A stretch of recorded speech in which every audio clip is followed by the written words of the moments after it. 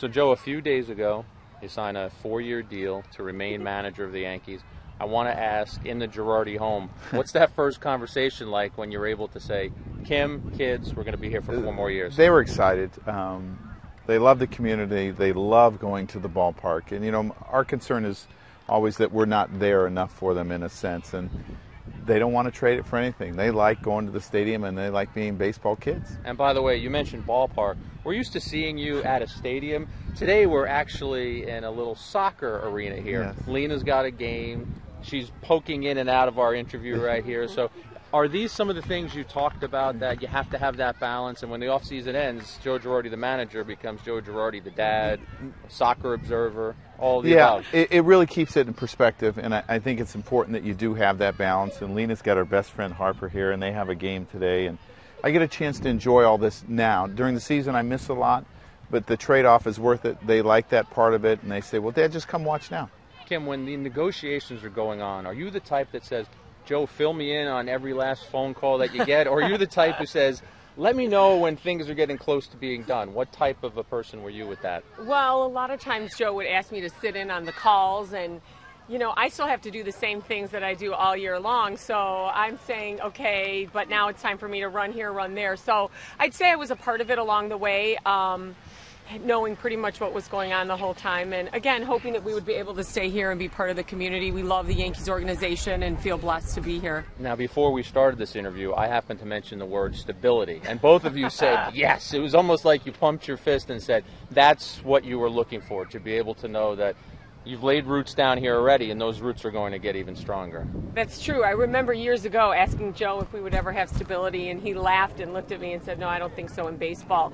So this is the longest we've ever been anywhere, and feel like New York is basically, you know, our second home, or even our first home now for our children. So it is great to have that confidence that we'll be here for 4 more years. And you told us on the conference call that after the deal was done, you said to Kim and the kids, do you know how rare it is for a manager or a coach in a big city like New York to be able to say, I'm going to be here for at least 10 years? Yeah, it's really strange because, I mean, coaches always talk about it. You get hired to get, you know what, the rest of it. But, you know, 10 years in one city, and it gives our kids a chance to grow up in front of us, and we don't have to keep moving around, and we're not putting them on planes so they can come see us for the weekends.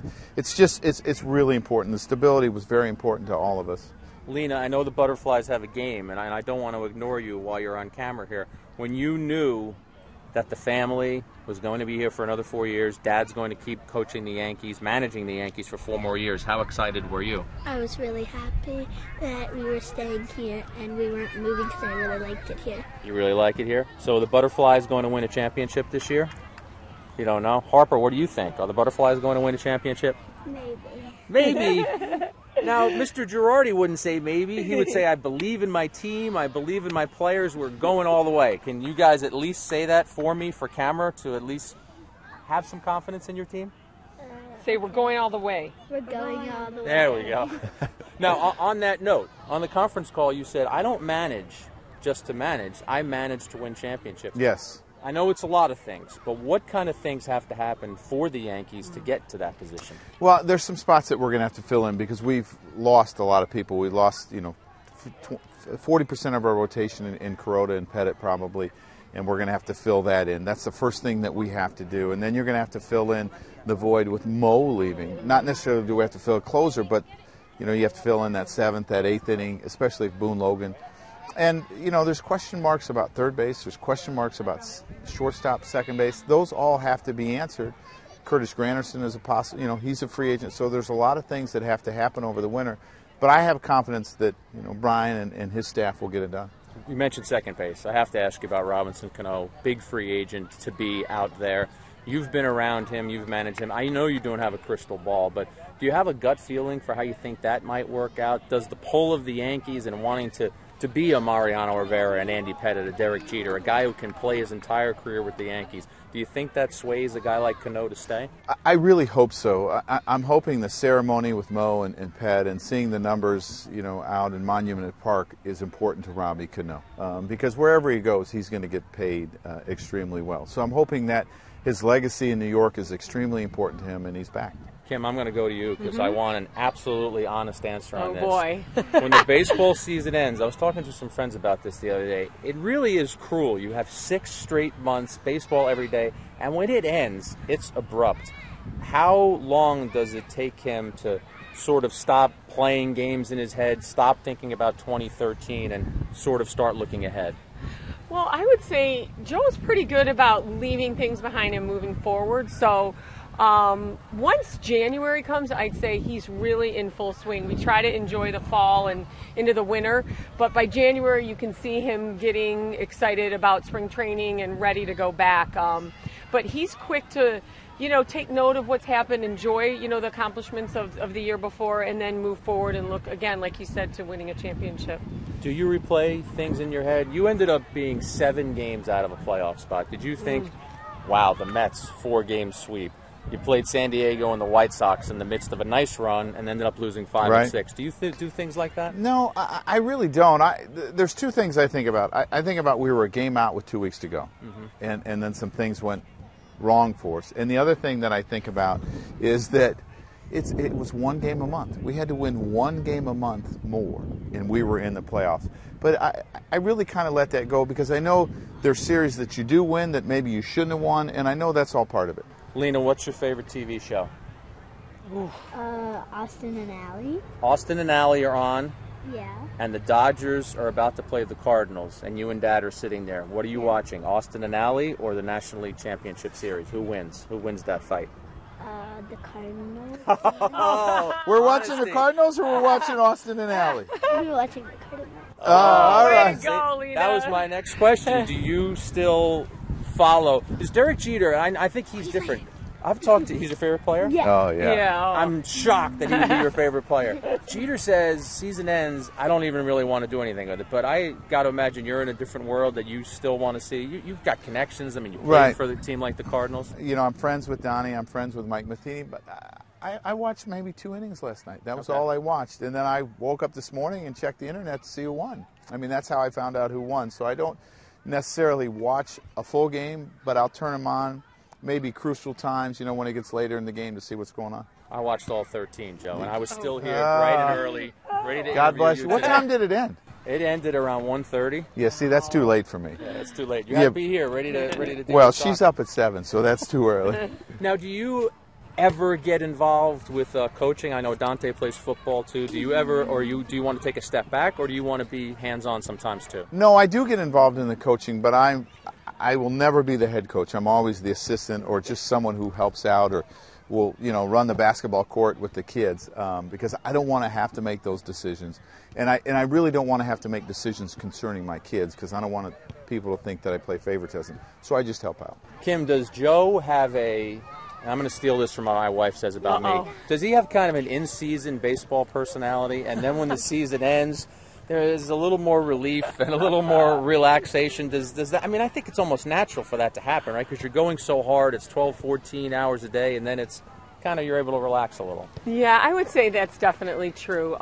He has a little more relaxation once all that stress is over. But, the season's long and grinding, so you really have to be kind of in that mode for so many months. But I have to say that over the years that Joe played and has managed, he's definitely gotten better at modifying that during the season, so it doesn't take so much out of him, because he wants to be involved with the kids. He does wake up when he's home and take the kids to school, and when you're around kids, it's a little bit easier to leave the ballpark at the ballpark. They have a way of doing that.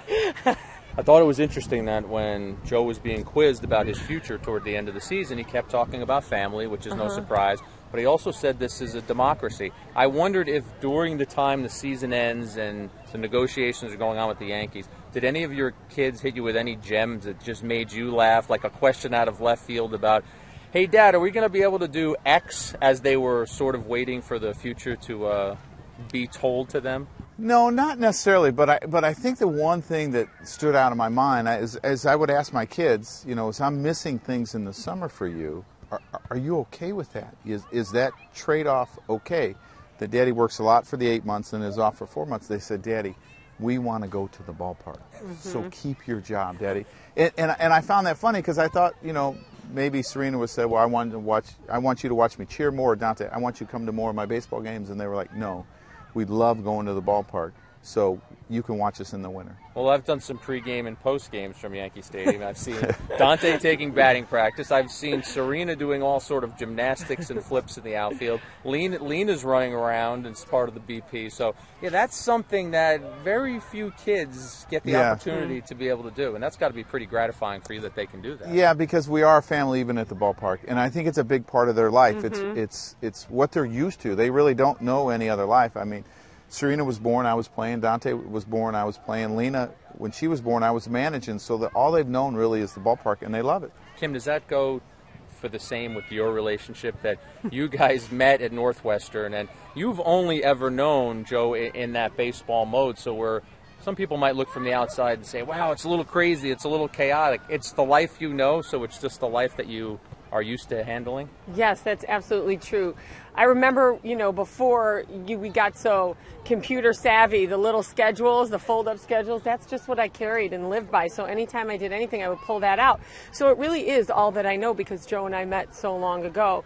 And honestly, I think that the kids, because we don't have family here and, you move around a lot, that really their second family is the Yankees. So where a lot of us have extended family at places, we don't have that, but this is their home. So when they go to Yankee Stadium and into the clubhouse, that's really feeling like they're going kind of home in a sense, and they love it. Speaking of the Yankees, you mentioned on the conference call too that you head into 2014 with probably more uncertainty than any time where you've been attached to this team, player, coach, manager, even broadcaster. How much does that motivate you? How much of a challenge is that? Well, it motivates me a lot because I love challenges. And it's a chance for us to be creative as an organization. We're going to have to do some things. And, I've talked about we need our young kids to start stepping up as well to help out because you want to develop a core like we've had over the years. And it's, it's the Jeters, it's the Posadas, it's the Pettits, the Riveras, but you got to go back to Bernie Williams, and David Robertson stepped up, and Husey and Jabba helped out, and Robbie Cano, and we need those guys to keep coming so we can field a great team every year. By the way, did you notice that we lost Lena? I guess my questions were getting too boring for her. I didn't involve her enough. Well, I think the soccer. Started. Yeah, she loves the soccer, and she has a great team, and the dads do a really good job here. Joe, every time we end one of these interviews. I love baseball. 89 was your rookie year. Yes. So I dug up some 1990 baseball cards. Wow. Here's what we're going to do. We're both going to open a pack. Is there gum you in two here? can open a pack. I hope there's not gum in here. It doesn't feel like it. There used to be bubble gum in them, you remember? At least the pink Yeah. stick? Yeah. If it is, Kim, you can try it. Yeah, I'm not because trying it's been in your back pocket, I'm sure. But here's what we do. Whoever has the best card, and we're going to have a little debate, gets to keep both packs. All right. Oh, okay. Who's that? And if Chet Lemon. Wow. Let's see who These you are got. old. Yvonne Calderon. Uh-huh. I can't even get my pack open. Glenn Davis. Mike Fielder. Wow. Randy Milligan. I'm glad you can see. Looks like a little decal. NL 1978. Eddie Zosky. Mackie Sasser. Sasser. That's a good one. Ron Robinson. Gino Petrali. Dave Stewart. That's pretty pretty good. Yeah. Willie. Willie I Randolph. got Willow. That's it. It's over. Willie It's Randolph. over. Who's that? Rob Deere. Juan Gonzalez. Oh, it's not over, Joe. Uh-oh. I'm going to hold my ace in the hole. Oh, wait. I got a little Hall of Famer there by the name of George Brett. Yeah, but I got Willow. I got a Yankee. I know, but he's wearing a Dodger Dodger uniform, Yeah, I know. by I the saw way. that.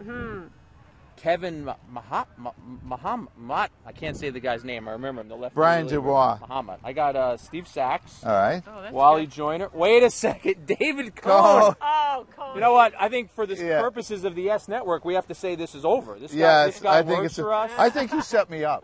You caught his perfect game. Yes. David Cohn. Sorry, George Brett. Sorry, Sorry, Dave Willow. Stewart. Will Clark was in here. David Cohn is the winner.